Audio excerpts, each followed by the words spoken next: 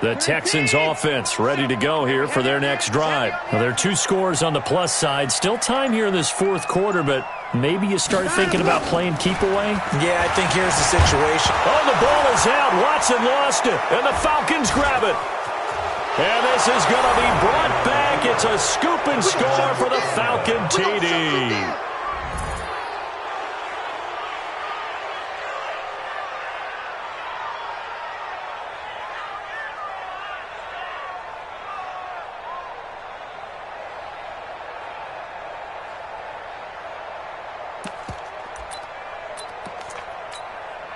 All right, now a big 2-point conversion attempt still to come. You better bring it. Switch. 21.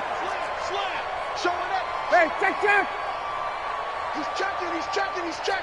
Crash. They'll try and run it with Gurley. And he will get into the end zone as a 2-point conversion is successful. And the lead is down to a field goal here in the fourth.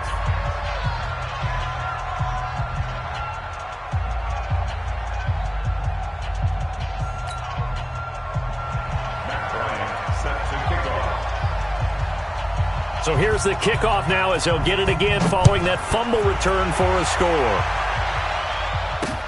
This will be fielded at the 6.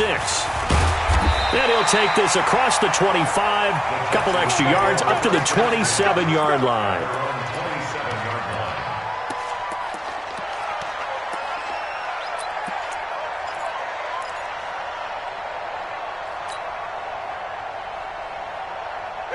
Houston's offense already at the line, set to get going. A little less than 4 minutes remaining, and the margin for error is small with this slim lead.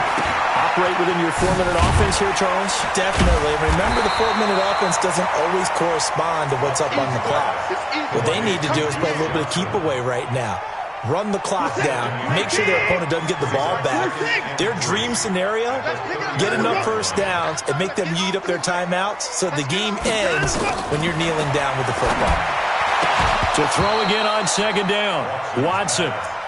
So he can't hang on, and as I watch that unfold, I remembered an expression that I've heard, maybe from you, I don't know, but you're going to get hit anyways, might as well hold on to the ball. Well, you know a coach said that, right? Yeah. Not an actual player. No chance at all. Way easier said than done. As big of a play as we've had in this one so far. This is 3rd and 3. Out of the gun, Watson. He finds his man Johnson. And he's got the first down yardage before he's brought down at the 42. It goes as a gain of 8, and it moves the chains. Couldn't just sit on it here, could they? Had to throw the ball on 3rd down. Got the big completion in the pickup. Fresh set of downs now. They've got to feel great. And defensively, a backbreaker. Now a first down throw, Watson. This one brought in by the 6'5" tight end Waring. And he's going to get this all the way down inside the 35. Call that a very strong gain of 24. First and 10 at the 34-yard line. 3 points separating these two sides with 2 minutes left to go in the fourth. They're not totally home free yet, but it's looking good as they come up 1st and 10. Some good games going on in the early window. This might be the best of the bunch.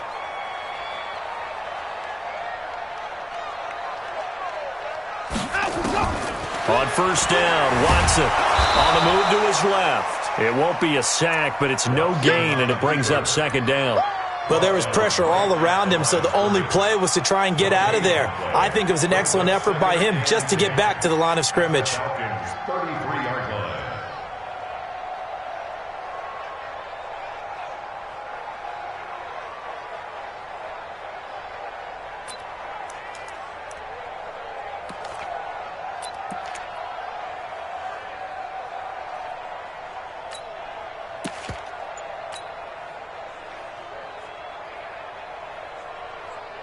Everyone set. Great team. Check out read. Throwing now, Watson. And he can't get a throw off. He's taken down. What a huge play at this point in the game. The amount of sacks that they've absorbed in this game is absolutely extraordinary. Let's just face it. This offensive line, flat out, cannot handle this pass rush. It's been demonstrated time and time again. Following the sack, it's now 3rd and long for Watson and the Texans.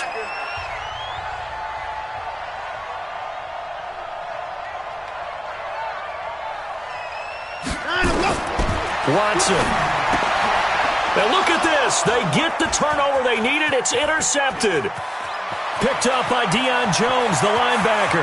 There he goes left side. And he will score. Touchdown, Falcons. This game, it's been defensively oriented on both sides, so I guess it stands to reason that the play of the game comes on defense. So it's my kind of game. You know that. That's Anytime we have a defensive battle, but that, as you said, it stands to reason that's the way the game tilted. Someone had to make a big play, and the way the defenses were dominating, that's exactly what we got. Bryant's extra point up and good, and the decision to just kick the extra point winds up successful. This will be fielded at the 6. And a nice return sets him up pretty good here at the 30-yard line. First and 10 at their own 30-yard line.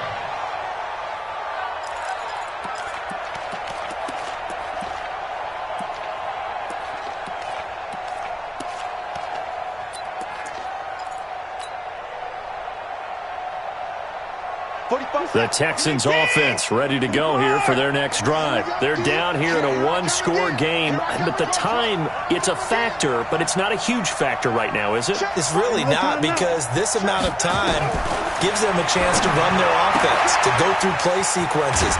And this is what they work on every week in practice, usually on a Friday. They go over this type of a situation.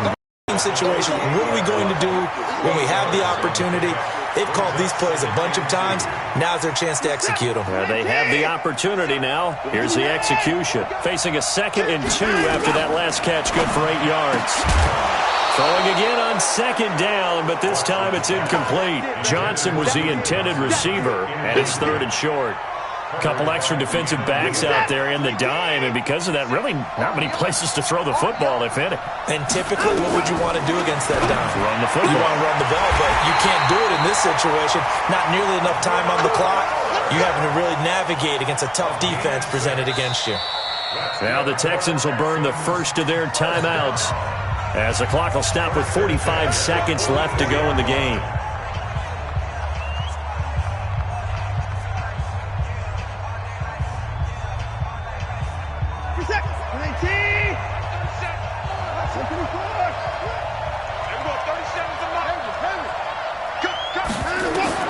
He's back to throw.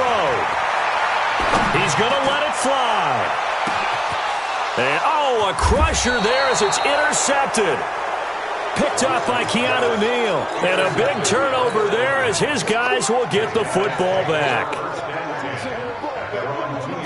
About set to begin their next drive, the Falcons offense at the line. And still 2 timeouts defensively, but even if they choose to use those, 3 kneel downs should be enough to get out of here with a victory. And that's exactly what's being stated into the head coach's headset. Oftentimes they have a guy upstairs who monitors this at the end of the game. Little clock management 101. Looking deep for Julio. Now look at this. They get the turnover they needed. It's intercepted. Picked up by Gary Conley. And he'll return it to the 24-yard line. Yet another interception, and I just had to double-check my math. But it is now 8 between last week and this week. Well, I just used a calculator. I didn't worry about double-checking it. But the thing that always throws me when you see quarterbacks in this type of a bad spot, they're trying to figure out what they can do to change it, and sometimes they try too hard. And he can't get a throw away. He's taken down. Now the Texans will use one of their 2 remaining timeouts as they'll stop it with 25 ticks remaining on the clock. Well, they're in some hot water now. After that sack, it's 2nd and 21.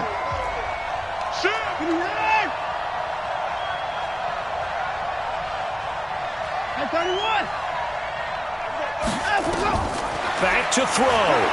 Now a desperation throw deep down. And, a crusher there as it's intercepted. Picked up by Keanu Neal. And that one, oh, it's going to hurt big time. You're in the 2-minute drill trying to get your guys down the field, and it's looking like they're going to come up just short, as this is definitely not his best throw, and it'll wind up being intercepted.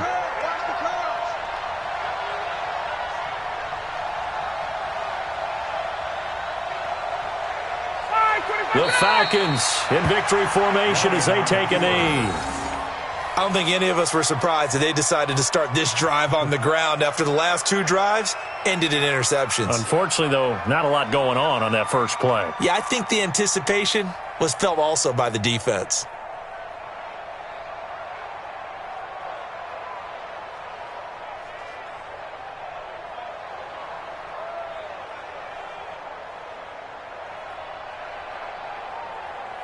Ready, blue 80, blue 80.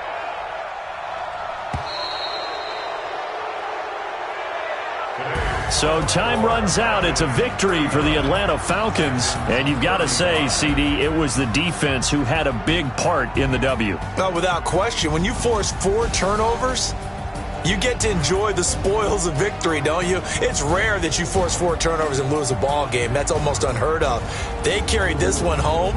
You talk about celebrating with each other and being in a position where going forward, all you think about is, let's get 5 next time. They're going to be on the hunt.